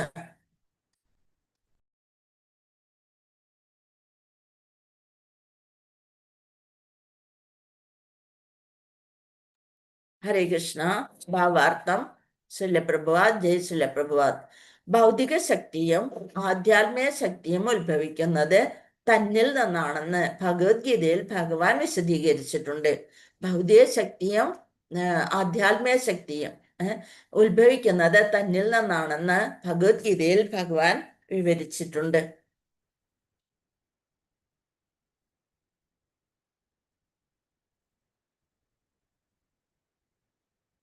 ഭൗതിക ശക്തി അവിടുത്തെ 8 ഭിന്ന ശക്തികളാണെന്ന് വിവരിച്ചിരിക്കുന്നു. ഭിന്ന ശക്തികള് ആണെന്ന് വിവരിച്ചിരിക്കുന്നു. മേ ഭിന്ന പ്രകൃതിർ അഷ്ടത. എന്നാൽ സ്ഥൂലവും സൂക്ഷ്മവുമായ 8 ശക്തികൾ ഏതൊക്കെയാണെന്ന് നോക്കാം നമുക്ക്. ഭൂമി, ജലം, അഗ്നി, വായു, ആകാശം. അത് 5 എണ്ണം പഞ്ചഭൂതങ്ങള്. പിന്നെ 3 എണ്ണം പറഞ്ഞത് മനസ്സ്, ബുദ്ധി, മിഥ്യാഹങ്കാരം. അത് വേറിട്ടവയാണെന്ന് പ്രസ്താവിക്കപ്പെട്ടിട്ടുണ്ടെങ്കിലും വാസ്തവത്തിൽ അങ്ങനെയല്ല. അതുകൊണ്ടാണ് 8 ശക്തികള് ആധ്യാത്മിക ശക്തി ഉത്ഭവിക്കുന്ന തന്നിൽ നിന്നാണെന്ന് ഭഗവത്ഗീതയിൽ ഭഗവാൻ വിശദീകരിച്ചിട്ടുണ്ട്. ഭൗതിക ശക്തി അവിടുത്തെ 8 ഭിന്ന ശക്തികളാണ്. 7:14 പറയുന്നുണ്ട് അല്ലെ. ഭൂമിരാഭോ നലോ വായു ഖമ്മനോ ബുദ്ധിരേവച അഹങ്കാര ഇതീയമേ ഭിന്ന പ്രകൃതിദഷ്ടത. 7ാമത്തെ അധ്യായത്തില് 4ാമത്തെ ശ്ലോകം പറയുന്നത് ഭൂമിരാഭോ നലോ വായു. അതാണ് ഭൂമി, ജലം, അഗ്നി, വായു, ആകാശം, മനസ്സ്, ബുദ്ധി, മിഥ്യാഹങ്കാരം. ഭൂമിരാഭാനലോ വായു ഖമ്മനോ ബുദ്ധിരേഹജ അഹങ്കാരമിതീയമേ ഭിന്നം പ്രകൃതി രഷ്ടത.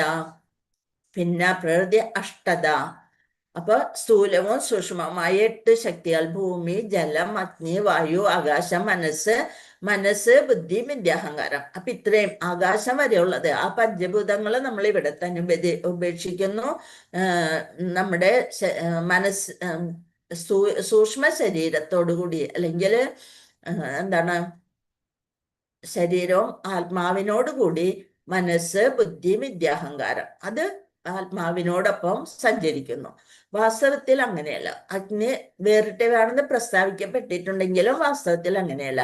അഗ്നി വിറകിൽ നിന്ന് ഭിന്നമായി കാണപ്പെടുന്നത് പോലെ വായിലൂടെയും നാസികയിലൂടെയും സഞ്ചരിക്കുന്ന വായു ശരീരത്തിൽ നിന്ന് ഭിന്നമായി കാണപ്പെടുന്നത് പോലെ പരമാത്മാവ്, പരമദിവ്യോത്തമ പുരുഷൻ ജീവാത്മാവിൽ നിന്ന് ഭിന്നനായാണ് കാണപ്പെടുന്നതെങ്കിലും വാസ്തവത്തിൽ ഒരേ സമയം ഭിന്നനും അഭിന്നനുമാണ്. നമ്മുടെ ഉള്ളിലുള്ള പരമാത്മാവും ജീവാത്മാവും ശ്രീലപ്രഭാതര് ഒരു ഉദാഹരണം തന്നിട്ടുണ്ട് അല്ലെ. ഒരു മരത്തില് 2 പക്ഷികൾ ഇരിക്കുന്നു, ഒന്ന് ജീവാത്മാവും ഒന്ന് പരമാത്മാവും. ജീവാത്മാവ് എപ്പോഴും ഭൗതിക ആസക്തികളില് ഓരോ ഫലങ്ങള് അന്വേഷിച്ച് അത് കൊക്കിലും അതുപോലെ തന്നെ അതിന്റെ കാലുകളിലും എല്ലാം അടക്കി പിടിച്ച് അതെപ്പം നഷ്ടപ്പെടുന്നു എന്ന് ശ്രദ്ധിച്ചുകൊണ്ട് ആസക്തിയോടെ ഇരിക്കുന്നു. പക്ഷെ പരമാത്മാവ് വളരെ ഇതായിട്ട് കൂളായിട്ട് തൊട്ടടുത്ത് തന്നെ ഇരിക്കുന്നുണ്ട്. ഈ ജീവാത്മാവ് എപ്പോഴാണോ എന്നിലേക്ക് തിരുന്നത്, ഈ ഭൗതിക ആസക്തികളൊക്കെ വിട്ട് അതീന്ദ്രിയമായ ഒരു തലത്തിലേക്ക് ഉയർന്ന് എപ്പോഴാണോ പരമാത്മാവിലേക്ക് നോക്കുന്നത്, അത് പ്രതീക്ഷിച്ചുകൊണ്ടാണ് പരമാത്മാവായിട്ട് ചിത്രീകരിച്ചിരിക്കുന്ന ആ പക്ഷി നോക്കിയിരിക്കുകയാണ്. ഒന്നും പറയുന്നില്ല. ഈ ആസക്തികളും ആഗ്രഹങ്ങളൊക്കെ നടക്കട്ടെ, അവന്റെ ആഗ്രഹം പോലെ നടക്കട്ടെ എന്ന് വിചാരിച്ചുകൊണ്ട് ഒന്നും മിണ്ടാതിരിക്കുകയാണ്. പക്ഷെ ഇതെല്ലാം ത്യജിച്ച് ഇതിലൊന്നും വലിയ കാര്യമില്ല എന്ന് വിചാരിച്ചുകൊണ്ട് എപ്പോഴാണോ തിരിഞ്ഞ് ആ പരമാത്മാവിന്റെ നിർദ്ദേശങ്ങൾക്ക് കാതോർക്കുന്നത്, ആ സമയത്ത് നമ്മള് സത്വഗുണത്തിലേക്ക് തിരിയാനുള്ള ഒരു അവസരം നമ്മൾക്ക് കിട്ടും. അല്ലെങ്കിൽ നമ്മള് രജോ ഗുണത്തിലും തമോ ഗുണത്തിലും പരക്കം പായാണ് ചെയ്യുന്നത്. രജോ ഗുണികൾക്കും ഒരിടത്ത് അടങ്ങിയിരിക്കാൻ സാധിക്കില്ല. തമോ ഗുണിയാണെങ്കിൽ വളരെ അലസതയോടുകൂടി അങ്ങനെ ഒന്നിലും ഒരു ആശങ്കയില്ല, ആകെ നശിച്ച മട്ടയിൽ നടക്കുന്നതാണ് തമോ ഗുണികൾ. അപ്പൊ ആ തമോ ഗുണത്തിൽ നിന്ന് ഈ ശാസ്ത്ര ഗ്രന്ഥങ്ങളിലൂടെ നമുക്ക് സഞ്ചരിച്ചു കഴിഞ്ഞാല് തമോ ഗുണത്തിൽ നിന്ന് രജോ ഗുണത്തിലേക്ക് മാറാൻ സാധിക്കും. രജോ ഗുണികൾക്ക് പെട്ടെന്ന് തന്നെ സത്വഗുണത്തിലേക്ക് മാറാൻ സാധിക്കും. അപ്പോൾ അതാണ് വായു ശരീരത്തിൽ നിന്ന് ഭിന്നമായി കാണപ്പെടുന്ന പരമാത്മാവ്, പരമദിവ്യോത്തമ പുരുഷൻ ജീവാത്മാവിൽ നിന്ന് ഭിന്നനായാണ് കാണപ്പെടുന്നതെങ്കിലും വാസ്തവത്തിൽ ഒരേ സമയം ഭിന്നനും അഭിന്നനുമാണ്. വാസ്തവത്തില് നമ്മളുടെ ഒരു വിളി കേൾക്കാനായിട്ട് കാത്തിരിക്കുകയാണ് പരമാത്മാവ്. എന്നെ കൊണ്ട് സാധിക്കില്ല, എല്ലാം ഭഗവാന്റെ നിയന്ത്രണത്തിലാണ് എന്നുള്ളൊരു തത്വം നമുക്ക് മനസ്സിലായി കഴിയുമ്പോഴാണ് വാസ്തവത്തിൽ ഭഗവാനും പരമാത്മാവും ജീവാത്മാവും ഒരേ സമയം ഭിന്നനും അഭിന്നനുമാണ്. ശ്രീ ചൈതന്യ മഹാപ്രഭുവിനാൽ അവതരിപ്പിക്കപ്പെട്ട അചിന്ത്യ ഭേദാഭേദ തത്വദർശനം ഇതാണ്. എന്താണ്? പരമദിവ്യോത്തമ പുരുഷനായ ശ്രീ ചൈതന്യ മഹാപ്രഭു ഭഗവാന്റെ തന്നെ രൂപത്തില് ഭഗവാൻ തന്നെ വന്നത്. ശ്രീ ചൈതന്യ മഹാപ്രഭു എന്തിനു വേണ്ടിയാണ് അവതരിപ്പെട്ടത്? നാമസങ്കീർത്തന പ്രസ്ഥാനം പ്രചരിപ്പിക്കാനായിട്ട്. ആ ചൈതന്യ മഹാപ്രഭു പറഞ്ഞിട്ടുണ്ട് അചിന്ത്യ ഭേദ അഭേദ തത്വദർശനം. അതായത് നമ്മളും ഈശ്വരനും വ്യത്യസ്തനാണ്, എന്നാൽ വ്യത്യസ്തനുമല്ല. വ്യത്യസ്തനാണ്. പരമാത്മാവ് ജീവാത്മാവും രണ്ടാണ്. പരമാത്മാവ് ഭഗവാൻ തന്നെയാണ്. ജീവാത്മാവ് അതിൻ്റെ ഒരു ഭാഗം മാത്രമാണ്. അതാണ് അചിന്ത്യ. ഭേദമുണ്ട്, അഭേദമുണ്ട്. ഭേദ അഭേദ തത്വദർശനം അത് ചൈതന്യ മഹാപ്രഭു നമ്മൾക്ക് ഇവിടെ വന്ന് വിവരിച്ചു തന്നു. കർമ്മഫലപ്രകാരം ജീവസത്ത ഭഗവാനിൽ നിന്ന് ഭിന്നനായാണ് കാണപ്പെടുന്നതെങ്കിലും, അതായത് നമ്മുടെ കർമ്മങ്ങൾക്കനുസരിച്ച് ജീവസത്ത ഭഗവാനിൽ നിന്ന് ഭിന്നനാണ്. പരിണത ഫലമായി നമ്മളിപ്പോൾ ഭഗവാനാൽ അവഗണിക്കപ്പെട്ടതുപോലെ കാണുന്നുണ്ടെങ്കിലും അദ്ദേഹത്തിന് സദാ നമ്മുടെ കർമ്മങ്ങളിൽ ജാഗ്രതയുണ്ട്. ഭഗവാൻ എപ്പോഴും നമ്മളെ ഉറ്റുനോക്കിക്കൊണ്ടിരിക്കുകയാണ്. എപ്പോഴാണ് ഭഗവാനിലേക്ക് നമ്മൾ ശരണാഗതി പ്രാപിക്കുന്നത് എന്നറിയാം. അതിൻ്റെ ഉദാഹരണം നമ്മൾ കണ്ടു കഴിഞ്ഞു അല്ലെ. പാഞ്ചാലി തൻ്റെ ശക്തിയിൽ വിശ്വസ്തത ഇല്ലാതായപ്പോള് ഒന്നും തന്നെ കൊണ്ട് നടക്കില്ല എന്ന് കണ്ടപ്പോള് 2 കൈയും ഉയർത്തി ആ സാരിയിലും കുറച്ച് തൻ്റെ ശക്തിയിലും ഉള്ള ആ വിശ്വാസമെല്ലാം പോയി കഴിഞ്ഞപ്പോൾ രണ്ട് കൈയും ഉയർത്തി ഭഗവാൻ മാത്രമുള്ളൂ എന്ന് പറഞ്ഞ് കൈകൾ ഉയർത്തിയപ്പോൾ ആ സമയം ഭഗവാൻ എത്തി. അതുപോലെ നമ്മുടെ ഗജേന്ദ്രൻ തന്നെ കൊണ്ട് പറ്റാവുന്ന തരത്തിലൊക്കെ എന്താണ്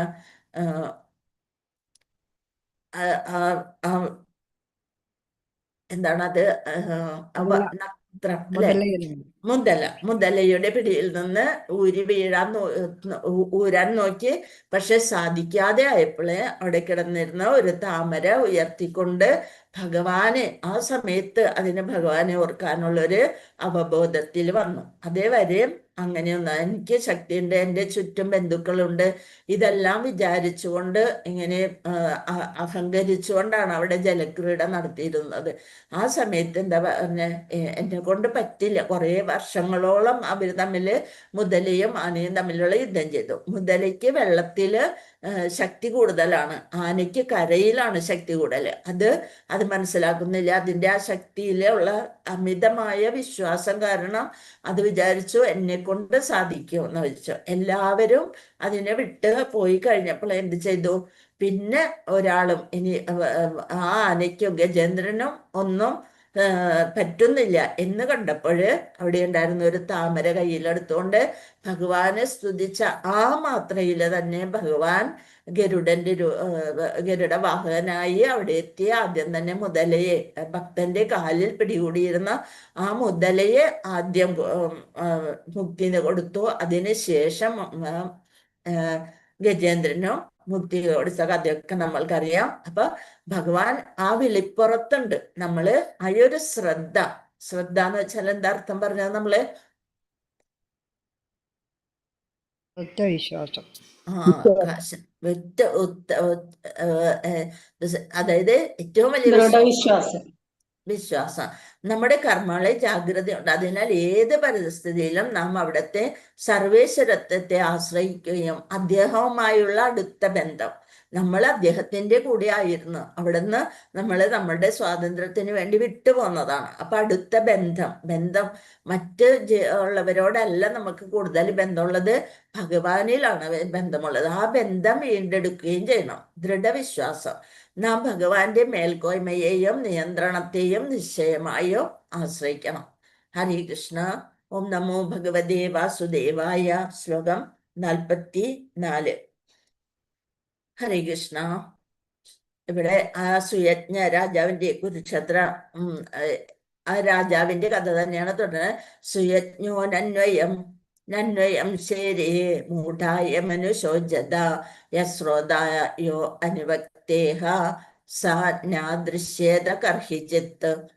സുയജ്ഞ രാജാവ്, നനു തീർച്ചയായും, നന്വയം തീർച്ചയായും, അയം ഇത്, ശേദേ ശയിക്കുക, സുയജ്ഞോ നന്വയം ശേരേ മൂഢായമനുശോചത, മൂഢാവിദ്ധി, അനുശോചത നിങ്ങൾ കരയുന്നത്. ഈ രാജാവിന്റെ മൃതശരീരം കണ്ടിട്ട് കരയുന്ന രാജ്ഞിമാരോട് യമരാജാവ് ബാലകരൂപത്തിൽ വന്നിട്ട് ചോദിക്കാണ്. സുയജ്ഞോനന്വയം ശേരേ മൂഢായമനുശോചത യശ്രോതായോനുവക്തേഹ സനാദൃശ്യേത കർഹിജിത്ത്. അനുശോചത നിങ്ങൾക്കറിയുന്നത്, യഹ അവൻ, ശ്രോതാവ്, യഹ അവൻ, അനുവക്ത സംസാരിക്കുന്നവൻ, ഇഹ ഈ ലോകത്തിൽ, സഹ അവൻ, ന അല്ല, ദൃശ്യേത ദൃശ്യമാണ്, കർഹിജിത്ത് ഏത് സമയത്തും. യമരാജൻ തുടർന്നു. വിവർത്തനം ഭാവാർത്ഥം. ശില്യപ്രഭുവാദ്. ജയ് ശില്യപ്രഭുവാദ്. യമരാജൻ തുടർന്നു. അല്ലയോ ദുഃഖിതരെ, നിങ്ങൾ വിഡ്ഢികളാണ്. എന്തിനാണ് ഇങ്ങനെ കടന്ന് കരയുന്നത് എന്ന് ആ ബാലൻ ചോദിക്കാണ്. നിങ്ങൾ ദുഃഖിക്കുന്ന സുയജ്ഞൻ എന്ന വ്യക്തി എവിടേക്കും പോയിട്ടില്ല. സുയജ്ഞനല്ലേ ഇവിടെ കിടക്കുന്നത്. സുയജ്ഞന്റെ കൈ മുറിഞ്ഞു പോയിരിക്കണ, തല ഒക്കെ ഉണ്ട്, അങ്ങനെ ആയി കിടക്കുന്ന ആ വ്യക്തി, അത് സുയജ്ഞനല്ലേ, ഇപ്പോഴും നിങ്ങളുടെ മുന്നിൽ കിടപ്പുണ്ട്. പിന്നെ നിങ്ങളുടെ ദുഃഖത്തിന് എന്താണ് കാരണം?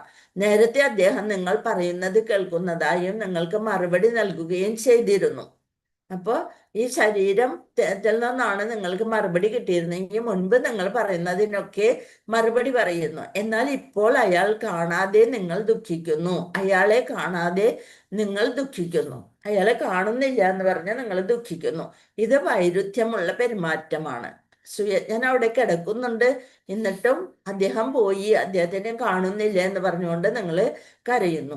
ഇത് വൈരുദ്ധ്യമുള്ള പെരുമാറ്റമാണ്. കാരണം നിങ്ങൾ പറയുന്നത് കേൾക്കുകയും മറുപടി നൽകുകയും ചെയ്തിരുന്നത് ആരാണ്? ശരീരത്തിനുള്ളിലെ വ്യക്തിയെ. ആ ശരീരത്തിനുള്ളിലെ വ്യക്തി ആരായിരുന്നു? ആത്മാവ്. നിങ്ങൾ ഒരിക്കലും അതിനെ കണ്ടിട്ടില്ല, അതുകൊണ്ട് നിങ്ങൾ ദുഃഖിക്കേണ്ട ആവശ്യവുമില്ല. ആ വ്യക്തിയാണ് ശരീരത്തിനുള്ളിൽ നിന്ന് പുറത്തു പോയിരിക്കുന്നത്. അതിന്റെ ഉടുപ്പ് കുപ്പായം ഇവിടെ ഊരിയിട്ടിരിക്കുന്നത് പോലെ ഈ വ്യക്തി ഇവിടെ കിടക്കുന്നുണ്ട്. നിങ്ങൾ പറയണതൊന്നും കേൾക്കുന്നില്ല. അപ്പൊ കേട്ടിരുന്ന വ്യക്തി ശരീരത്തിനുള്ളിലായിരുന്നു, അതിനെ നമ്മൾ ദർശിച്ചിട്ടില്ല. ആ ശരീരത്തിനുള്ള വ്യക്തിയെ നമ്മൾ ഒരിക്കലും കണ്ടിട്ടില്ല. അതുകൊണ്ട് നിങ്ങൾ ദുഃഖിക്കേണ്ട. കാണാത്ത ഒരു വ്യക്തിയെ കുറിച്ച് എന്തിനാണ് ദുഃഖിക്കുന്നത്? എന്തുകൊണ്ടെന്നാൽ നിങ്ങൾ എപ്പോഴും കണ്ടിരുന്ന ആ ശരീരം ഇപ്പോഴും നിങ്ങളുടെ മുന്നിൽ കിടക്കുന്നുണ്ട്, അല്ലേ? ഒരു ഭാവാർത്ഥം ശ്രീലപ്രഭുവാദ്. ജയ് ശ്രീലപ്രഭുവാദ്. ഒരു ബാലകന്റെ രൂപത്തിലുള്ള യമരാജന്റെ ഉപദേശം ഒരു സാധാരണ മനുഷ്യന് പോലും മനസ്സിലാക്കാൻ കഴിയും.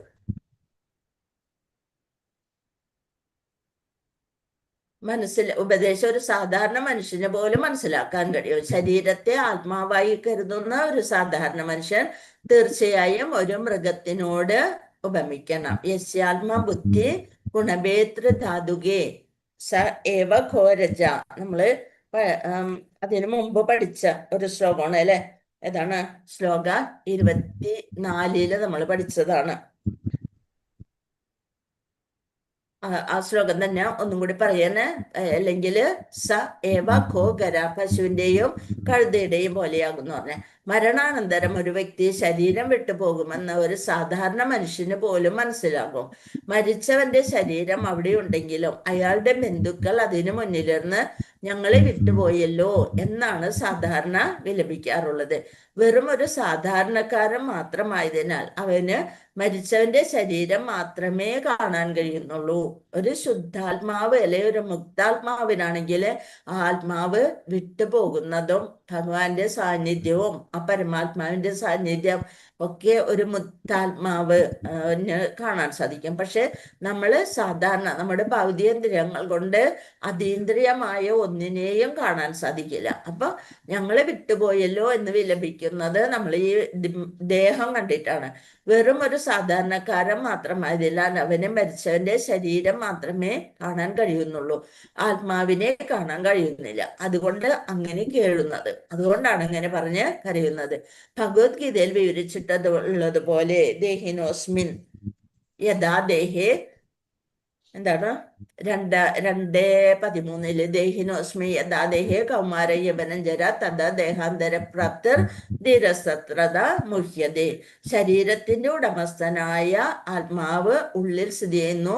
മരണാനന്തരം നാസാരന്ധ്രങ്ങളിലെ ശ്വാസം നിലയ്ക്കുമ്പോൾ കേൾക്കുകയും മറുപടി പറയുകയും ചെയ്തുകൊണ്ടിരുന്ന ആ വ്യക്തി ഇപ്പോൾ ശരീരത്തിൽ ഇല്ലെന്നും അവൻ പോയി കഴിഞ്ഞെന്നും ഒരാൾക്ക് മനസ്സിലാകും. അതുകൊണ്ട് ആത്മാവ് ശരീരത്തിൽ നിന്ന് ഭിന്നനാണെന്നും അയാൾ പോയി കഴിഞ്ഞെന്നും സാധാരണ മനുഷ്യൻ മനസ്സിലാക്കുന്നു.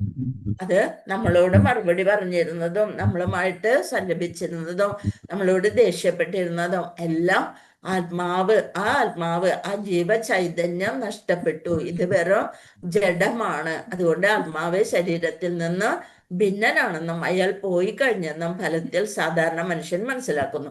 അപ്രകാരം ആ ഉള്ളിലിരുന്ന് കേൾക്കുകയും പറയുകയും ചെയ്തിരുന്ന യഥാർത്ഥ വ്യക്തിയെ താൻ ഒരിക്കലും കണ്ടിട്ടേ ഇല്ലെന്ന ബോധത്തിലേക്ക് സാധാരണ മനുഷ്യൻ പോലും വരുന്നു. കുറച്ച് കഴിയുമ്പോൾ നമ്മൾ ആ ബോധത്തിലേക്ക് വരും. പരമാത്മാവ് ഉള്ളിലിരുന്നു കൊണ്ട് നമുക്ക് ആ ബോധം പറയും. എന്തായാലും ഇവിടെ ഈ മൃതദേഹം ദഹിപ്പിക്കാതെ ഒന്നും ചെയ്യാൻ പറ്റില്ല. കുറച്ച് കഴിയുമ്പോഴത്തേക്കും അത് നശിക്കാനും ദുർഗന്ധം വമിക്കാനും തുടങ്ങും. അപ്പൊ അതുകൊണ്ട് നീ വിട്ടുകൊടുക്കുക, സമാധാനിക്ക്. ഇതുവരെ നമ്മളോട് സംസാരിച്ചിരുന്ന ആ ജീവാത്മാവാണ് പോയത്.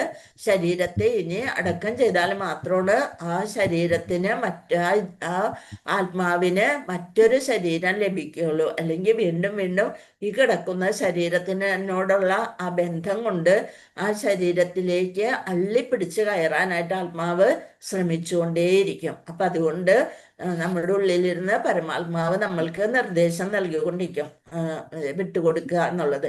അത് നൽകാത്തത് കൊണ്ടാണ്, ആ ബോധത്തിലേക്ക് രാജ്ഞിമാര് വരാത്തത് കൊണ്ടാണ് യമരാജൻ അവിടുന്ന് ഒരു ബാലകന്റെ രൂപത്തിൽ വന്നവർക്ക് ഒരു ബോധം നൽകുന്നത്. ഹരേ കൃഷ്ണ. അപ്പൊ ഒരിക്കലും കണ്ടിട്ടില്ലാത്ത ഒന്നിനു വേണ്ടി എന്തിനു ദുഃഖിക്കണം എന്നാണ് ചോദിക്കുന്നത്. അതായത് മരണം, നമ്മള് കരയുന്നത് ശരീരത്തിന് വേണ്ടി ആവരുത്, ആത്മാവിനെ നല്ല നിലയ്ക്ക് പറഞ്ഞയക്കാനുള്ള പ്രവർത്തികൾ ചെയ്യാൻ ശ്രമിക്കണം. ഹരേ കൃഷ്ണ. ഓം നമോ ഭഗവതേ വാസുദേവായ. ശ്ലോകം 45.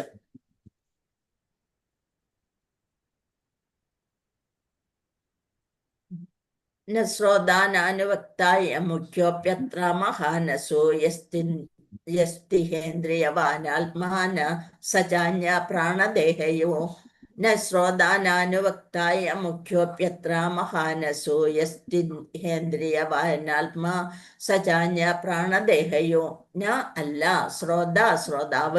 ശ്രോതാവ് അല്ല, അനുവക്ത സംസാരിക്കുന്നവൻ, അയം ഇത്, മുഖ്യൻ അഭി എങ്കിൽ പോലും, അത്ര ഈ ശരീരത്തിൽ, മഹത്വമുള്ളവൻ, അസുഹു പ്രാണവായു, യ അവൻ, തു പക്ഷേ, ഇഹ ഈ ശരീരത്തിൽ, ഇന്ദ്രിയവാൻ എല്ലാ ഇന്ദ്രിയങ്ങളുമുള്ള ആത്മാവ്, സ അവൻ, ച അന്യഹ ഭിന്നൻ, പ്രാണദേഹയോ പ്രാണവായുവിൽ നിന്നും, അതായത് ശരീരത്തിൽ നിന്നും.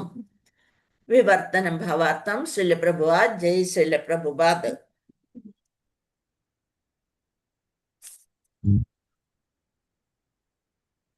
ശരീരത്തിലെ ഏറ്റവും പ്രധാന ഘടകം പ്രാണവായുവാണ്. നമ്മുടെ ശരീരത്തിൽ എല്ലാ പ്രവർത്തനങ്ങളെയും നിയന്ത്രിക്കുന്നത് പ്രാണവായുവാണ്. എങ്കിലും അതും ശ്രോതാവോ വക്താവോ ആകുന്നില്ല. ആ പ്രാണവായുവിനും നമ്മളോട് സംസാരിക്കാൻ സാധിക്കുന്നില്ല. പ്രാണവായുവിനും ഉപരിയാണ് ആത്മാവ്. ഉപരിയായ ആത്മാവിന് പോലും ഒന്നും ചെയ്യാൻ കഴിയില്ല. കാരണം വ്യക്തിഗത ആത്മാവിനോട് സഹകരിക്കുന്ന പരമാത്മാവാണ് യഥാർത്ഥ നിയന്താവ്. നമ്മൾ അതറിയുന്നില്ല. നമ്മളെപ്പോഴും ഞാൻ എൻ്റേത് എന്നുള്ളൊരു ബോധമാണ് ഉള്ളത്. ഈ പരമാത്മാവ് പറയുമ്പോഴാണ് ജീവാത്മാവിന് എന്തെങ്കിലും ചെയ്യാൻ സാധിക്കുന്നത് എന്ന് നമ്മൾ ചിന്തിക്കുന്നില്ല. വ്യക്തിഗത ആത്മാവിനോട് സഹകരിക്കുന്ന പരമാത്മാവാണ് യഥാർത്ഥ നിയന്താവ്. ശരീരത്തെ നയിക്കുന്ന പരമാത്മാവ് ശരീരത്തിൽ നിന്നും ജീവശക്തിയിൽ നിന്നും ഭിന്നമാണ്. നമ്മുടെ മനസ്സില് ശരീരത്തില് രണ്ടാത്മാക്കളുണ്ട്, ഒന്ന് ജീവാത്മാവ്, ഒന്ന് പരമാത്മാവ്. ജീവാത്മാവിനും എല്ലാത്തിനും ഉപരിയായിട്ടുള്ള ജീവാത്മാവിന് പോലും ഒന്നും ചെയ്യാൻ കഴിയില്ല. അതിനെ നിയന്ത്രിക്കുന്നത് പരമാത്മാവാണ്. അത് ഭഗവാന്റെ ഒരംശമാണ്.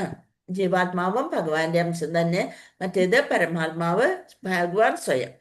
ഭാവാർത്ഥം. ഭഗവാൻ ഭഗവത്ഗീത 15:15 പറയുന്നു അല്ലെ? 15:15 എന്താ പറയുന്നത്?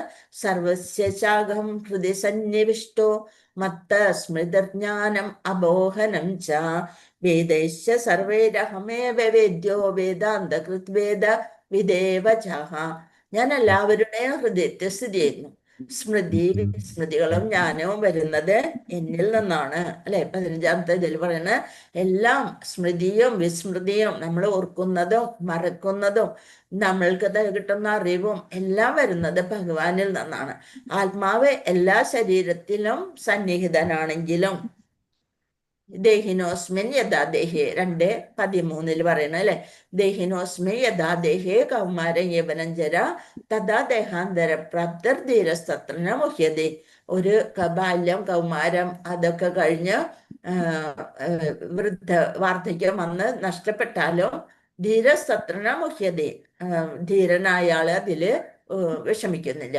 ഇന്ദ്രിയ മനോബുദ്ധ്യാദികളിലൂടെ പ്രവർത്തിക്കുന്ന മുഖ്യ വ്യക്തി വാസ്തവത്തിൽ അവനല്ല.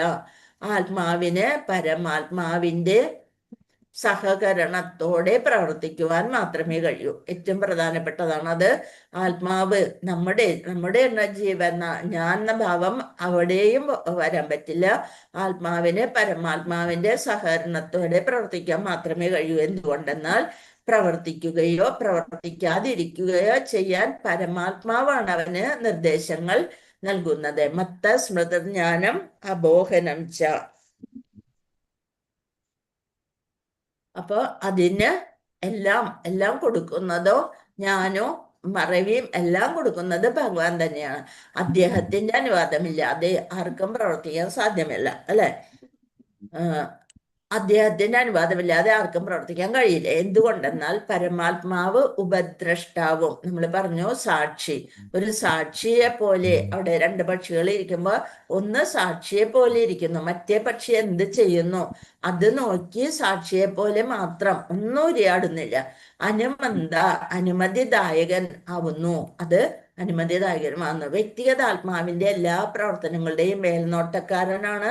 അവയുടെ ഫലങ്ങളുടെ നിയന്താവും പരമദിവ്യോത്തമ പുരുഷനായ ഭഗവാനാണെന്ന് ഒരു യഥാർത്ഥ ആധ്യാത്മിക ഗുരുവിന്റെ നിർദ്ദേശങ്ങൾ അനുസരിച്ച് ശ്രദ്ധാപൂർവം പഠിക്കുന്ന ഒരാൾക്ക് മനസ്സിലാക്കാൻ സാധിക്കും. നമ്മളിങ്ങനെ വെറുതെ വായിച്ചു പോകുമ്പോൾ നമുക്ക് ഒന്നും അങ്ങോട്ട് മനസ്സിലാവില്ല. ഇന്ന് ഈ ഭാവാർത്ഥം ഒന്ന് വായിച്ചു കഴിച്ചിട്ട് വേണം എന്ന് വിചാരിച്ചുകൊണ്ടാണ് നമ്മളെ വായിക്കാൻ തുടങ്ങുന്നത്. അതേസമയം നമ്മളിങ്ങനെ ചർച്ച ചെയ്യുമ്പോൾ അതിനുള്ളിലുള്ള ഓരോന്നും നമ്മൾക്ക് ശ്രീല പ്രഭുപാദര് പിന്നെയും അത് എഴുതി വെച്ചിരിക്കുകയാണ്.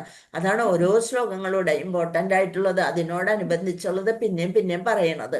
അപ്പൊ അത് കേൾക്കുമ്പോൾ നമ്മൾക്ക് കുറച്ചൊരറിവ് വരും. അവയുടെ ഫലങ്ങളുടെ നിയന്താവ് എല്ലാം പരമദിവ്യോത്തമ പുരുഷനായ ഭഗവാനാണ്. അതായത് നമ്മുടെ ലക്ഷ്യം ഭഗവാനിലേക്ക് എത്തണതാണ് എന്ന് നമ്മളെ ബോധ്യപ്പെടുത്താനാണ് ഓരോ തവണ ഭഗവാന്റെ വാണിയും കൂടെ ഇവിടെ എഴുതി ചേർത്തിരിക്കുന്നത്. ഒരു യഥാർത്ഥ ആധ്യാത്മിക ഗുരുവിന്റെ നിർദ്ദേശങ്ങൾ അനുസരിച്ച് ശ്രദ്ധാപൂർവം പഠിക്കുന്ന ഒരാൾക്ക് മനസ്സിലാക്കാൻ സാധിക്കുക. അപ്പൊ ഭാഗവതം ഉണ്ട് എനിക്കിനി ക്ലാസ്സിൽ കയറേണ്ട കാര്യമില്ല, എനിക്ക് അത് വായിച്ചാലും മതിയാവും. അപ്പൊ പിന്നെ എന്തിനാ സമയം കളയണം, സമയം കിട്ടുമ്പോൾ ഞാൻ വായിച്ചോളാം എന്നൊക്കെയാണ്. അതേപോലെ ഭാഗവതം വാങ്ങാൻ പറയുമ്പോഴും നമ്മൾ എന്താ പറയുന്നത്, ക്ലാസ്സുകളൊക്കെ കേൾക്കുന്നുണ്ട്. പിന്നെ ഇപ്പൊ എന്താ, നമ്മൾ ഒരു ചെവിയിലൂടെ കേട്ട് മറ്റേ ചെവിയിലൂടെ പോകും. നമ്മുടെ കയ്യിലുണ്ടെങ്കിൽ ഒന്ന് തുറന്നു നോക്കുമ്പോ ഭഗവാൻ എന്താണ് പറഞ്ഞിരിക്കുന്നത് എന്നൊന്ന് തുറന്നു നോക്കുമ്പോ നമുക്ക് വീണ്ടും ആ ഭഗവത് സ്മരണ വരും. അപ്പൊ അതുകൊണ്ട് ശാസ്ത്രഗ്രന്ഥങ്ങളും വായിക്കേണ്ടത് വളരെ അത്യാവശ്യമാണ്, അല്ലെ? നമ്മൾ പലതിനും വേണ്ടി പൈസ ചെലവാക്കുന്നു. പക്ഷെ ഭാഗവതവും ഭഗവത്ഗീതയും ഒക്കെ നമ്മുടെ വീട്ടില് നമ്മുടെ കയ്യില് ഉണ്ടാവേണ്ടത് അത്യാവശ്യമാണ്. സാരി, അത് മാല, വള അതിനേക്കാളും ആവശ്യമാണ്. നമ്മുടെ ഈ ശരീരം നശിക്കുമ്പോൾ ആ ആത്മാവിനെ ഭഗവാനിലേക്ക് എത്തിക്കാൻ ഉതകുന്നതാണ് ശാസ്ത്രഗ്രന്ഥങ്ങള്. വ്യക്തിഗത ആത്മാവിന്റെ എല്ലാ പ്രവർത്തനങ്ങളുടെയും മേൽനോട്ടക്കാരനും അവയുടെ ഫലങ്ങളുടെ നിയന്താവും പരമദിവ്യോത്തമ പുരുഷനായ ഭഗവാനാണെന്ന ഒരു യഥാർത്ഥ ആധ്യാത്മിക ഗുരുവിന്റെ നിർദ്ദേശങ്ങൾ അനുസരിച്ച് ശ്രദ്ധാപൂർവം പഠിക്കുന്ന ഒരാൾക്ക് മനസ്സിലാക്കാൻ സാധിക്കും. വ്യക്തിഗത ആത്മാവിന് ഇന്ദ്രിയങ്ങളുണ്ടെങ്കിലും അവൻ അവയുടെ ഉടമയല്ല. ഇന്ദ്രിയങ്ങളൊക്കെ ഉണ്ട്, എല്ലാം ഉണ്ട് വ്യക്തിഗത ആത്മാവിന്. പക്ഷെ മൂപ്പര് അതിന്റെ ഓണറല്ല. ഉടമ ആരാണ്? പരമാത്മാവാണ്. അതിനുള്ളിൽ നമ്മുടെ ശരീരത്തിനുള്ളിലിരിക്കുന്ന പരമാത്മാവാണ്. അത് നിനക്ക് കൈപൊക്കണം എന്ന് നമുക്ക് തോന്നിയാല് ആ കൈപൊക്കാൻ സാധിക്കണം, അല്ലെ? ഭഗവാന്റെ മുന്നിൽ ശിരസ് കുമ്പിടണം എന്ന് തോന്നിയാല് അതിന് പരമാത്മാവ് അനുമതി നൽകിയാൽ മാത്രമാണ് നമ്മുടെ ഇന്ദ്രിയങ്ങൾ കൊണ്ട് ചെയ്യാൻ പറ്റുക. അതുപോലെയാണ് നാമജപവും. നമ്മള് ജപിക്കാന്ന് വെച്ചാൽ പരമാത്മാവിന്റെ അനുഗ്രഹം കിട്ടുമ്പോഴാണ് നമ്മൾ ജപം തുടങ്ങുക.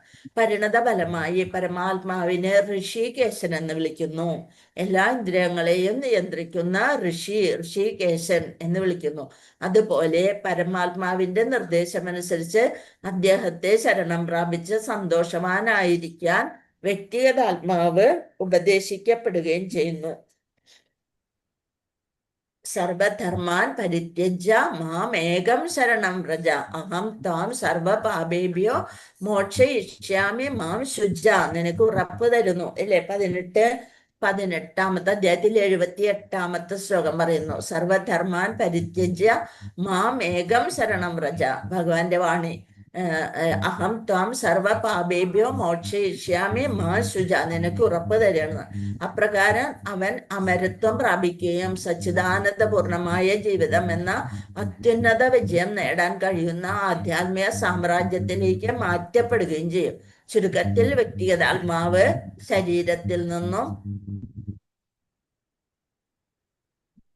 അപ്രകാരം അവൻ അമരത്വം പ്രാപിക്കാൻ സച്ചിദാനന്ദ പൂർണമായ ജീവിതം എന്ന അത്യുന്നത വിജയം നേടാൻ കഴിയുന്ന ആധ്യാത്മിക സാമ്രാജ്യത്തിലേക്ക് മാറ്റപ്പെടുകയും ചെയ്യും. ചുരുക്കത്തിൽ വ്യക്തിഗത ആത്മാവ് ശരീരത്തിൽ നിന്നും ഇന്ദ്രിയങ്ങളിൽ നിന്നും ജീവശക്തിയിൽ നിന്നും ശരീരത്തിനുള്ളിലെ വായുക്കളിൽ നിന്നും ഭിന്നനാണ്. അതിനു മുകളിലായി സർവ്വ സൗകര്യങ്ങളും നൽകുന്ന പരമാത്മാവുണ്ട്. അപ്പൊ അത് ഭിന്നനാണ്. ശരീരത്തിനുള്ളിലിരിക്കുന്ന എല്ലാ വായുക്കളിൽ നിന്നും ഭിന്നനാണ്.